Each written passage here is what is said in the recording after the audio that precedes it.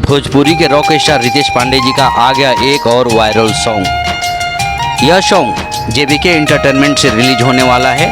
इस song में रितेश पांडे जी, उनके साथ शिल्पी राज जी का मधुर आवाज़ है। गाने की राइटर आशुतोष तिवारी जी और म्यूजिक से सजाया है विकी बॉक्स जी ने। इस सॉन्ग के वीडियो डायरेक्टर रोशन तिवारी जी हैं। इस सॉन्ग में भोजपुरी की एक्ट्रेस काजल राज नजर आएंगी।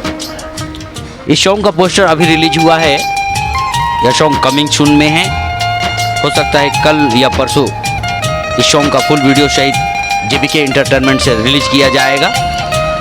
जितने भी रितेश पांडे जी के फैंस हैं, रहें तैयार। इस गाने को ढेर सारा दुलार प्यार देना है। साथ ही अगर आप हमारे चैनल पर नए हैं तो चैनल को सब्सक्राइब कीजिए, शेयर कीजिए, ढेर सारा दुलार प्यार हमें भी दीजिए। मिलते हैं अगले वीडियो में, तब तक के लिए बाय, लव यू।